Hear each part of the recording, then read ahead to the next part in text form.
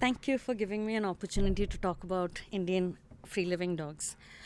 Before I start, I'd like to clarify a few things about these dogs to avoid misunderstanding. Indian free living dogs are not similar to the ones that we might see in places like Europe or North America. They are not ex companion dogs that have been abandoned or lost.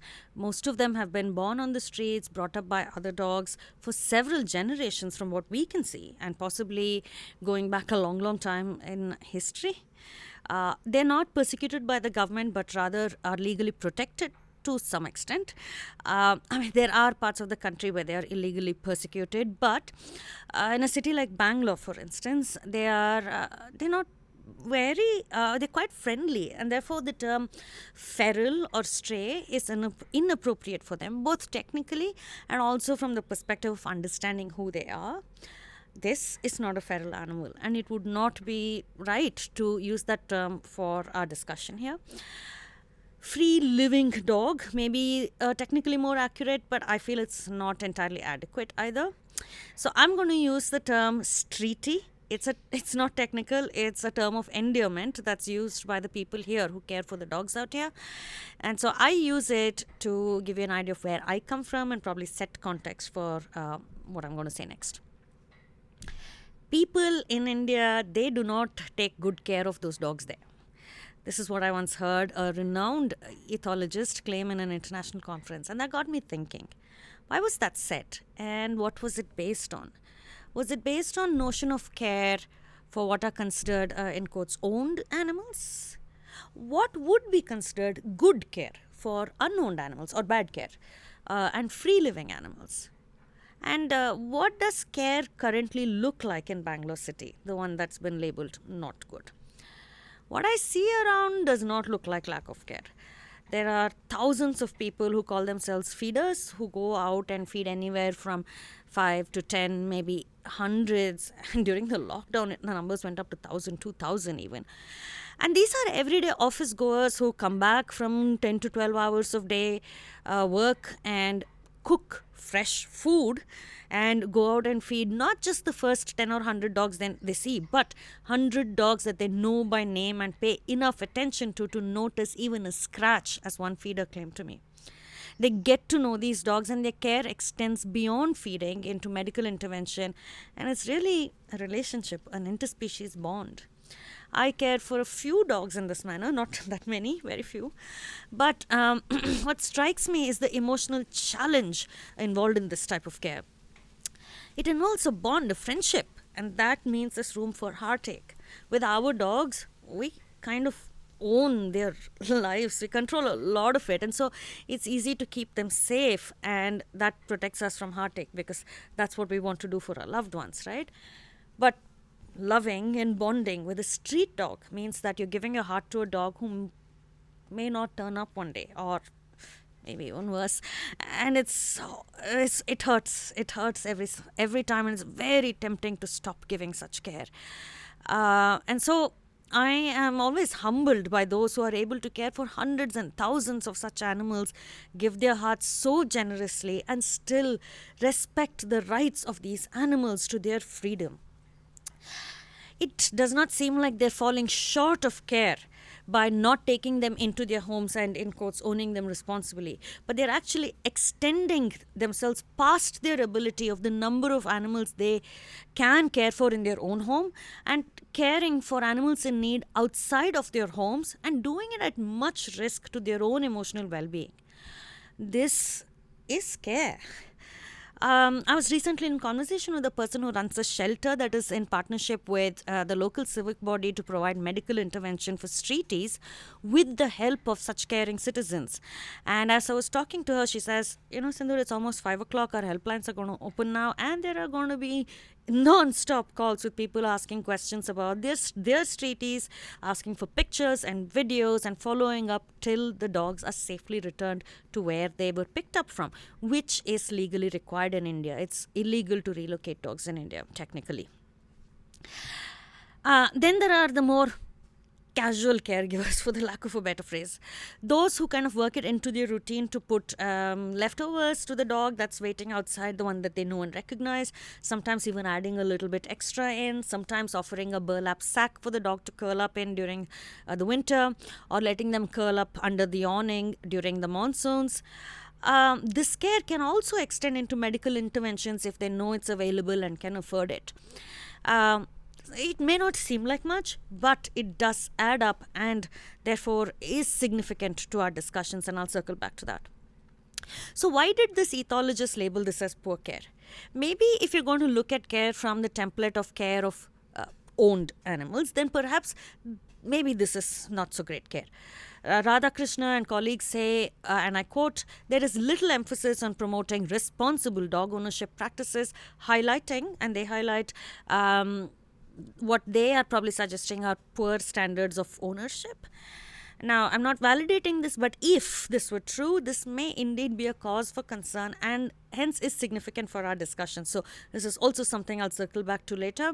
So, those are the two kind of types of care that I'll talk about.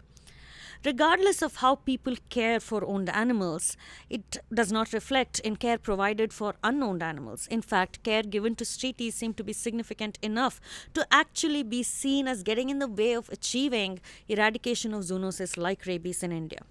Tiwari and colleagues report that almost 80% of the respondents in their study reluctantly admitted to feeding free-living dogs. Similar findings surface in several other papers that I've listed. I quote, equally crucial will be measures to deal with extensive free-living dog population in India, without which rabies control efforts will become unsustainable in the long run. So this brings us to the second part of my topic, rabies. This argument of caregiving getting in the way of eradicating rabies is problematic in that it conflates eradication of rabies with eradication of streeties, and one is seen as necessary to achieve the other, but that does not have to be the case. What do we know about rabies eradication via rabies eradication of free-living dogs? We know that it's not an idea that seems to have had much success in India, going all the way back to the East India Company and then the British Raj and subsequent Indian governments. It was revealed as far back as 1964 by Blue Cross India that the catch and kill program that was run by the Madras Corporation for over 100 years had in fact been unsuccessful. Since then, there have been several studies confirming this, and I list them. But why did it not work? The Coppingers argue that dogs evolved into this ecological niche around human beings. I concur with their idea and would build on it to say that not only did they evolve into our ecological niche, but we evolved to support their lives, knowingly or unknowingly. And countries like India present the perfect condition for this entanglement to take shape and thrive to this day. I believe this is why we have been unable to get rid of them despite the sustained efforts. And if we do keep at it and do succeed, I suspect that there will be some dire consequences. For instance, the species that are less easy to vaccinate, like rats or snakes, may move to occupy the void that dogs leave behind. Regardless of why it's not working, it's important to note here that streety eradication has not worked, but there are other strategies that have indeed helped. Several case studies from India demonstrate notable success in eradicating rabies despite the presence of free-living dogs. And the most notable of them more recently is the tremendous work by Mission Rabies in Goa. Lots of interesting studies coming out from there as well, if for those of you are interested.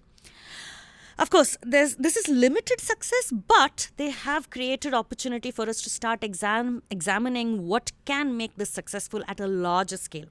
Consider the findings by Fitzpatrick and colleague that suggest that we will be able to significantly bring down costs and therefore scale up vaccinating of dogs if it did not require catchers, but instead could have people bringing dogs in for vaccination. And this is where I see the role of care.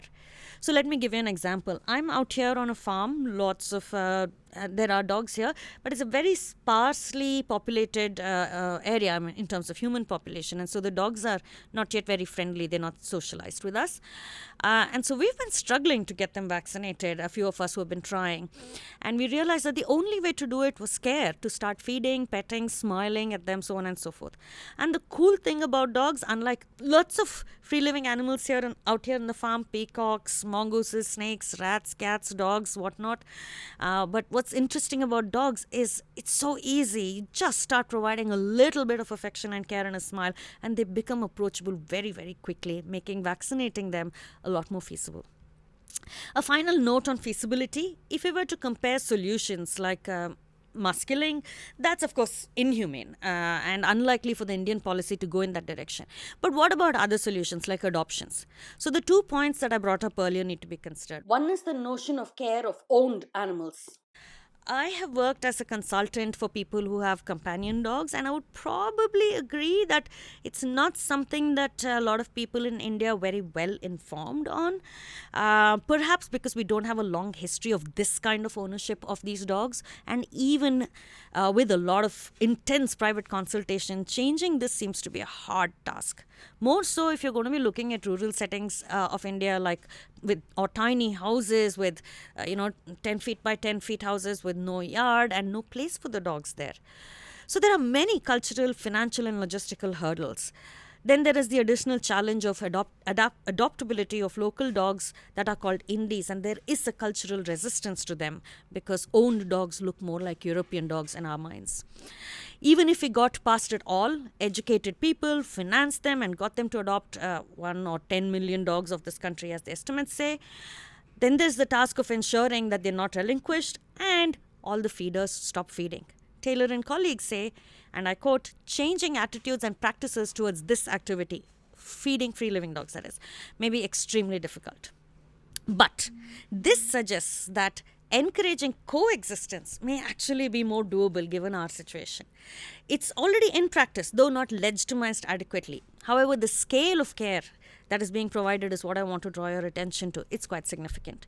That means that the starting point for this would be a lot simpler. There are no minds to change.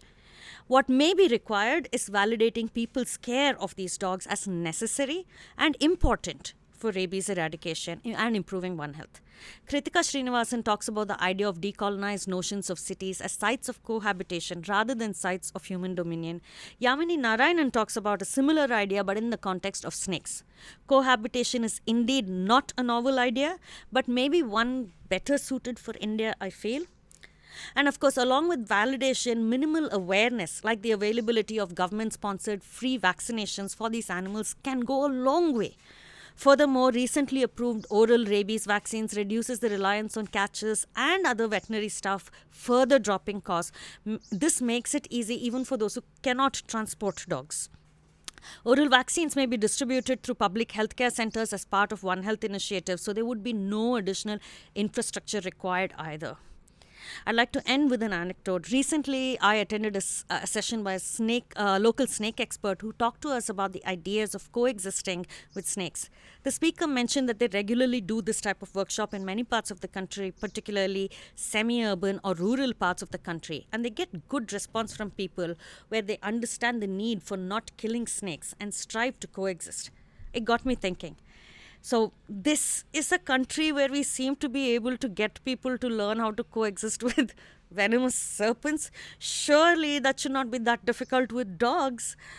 I'd like to leave you with this photograph. This is of a recent protest in Mumbai city with people defending their right to feed these dogs. It's things like this that tell me that this is probably feasible and definitely needs a closer, serious examination. Thank you.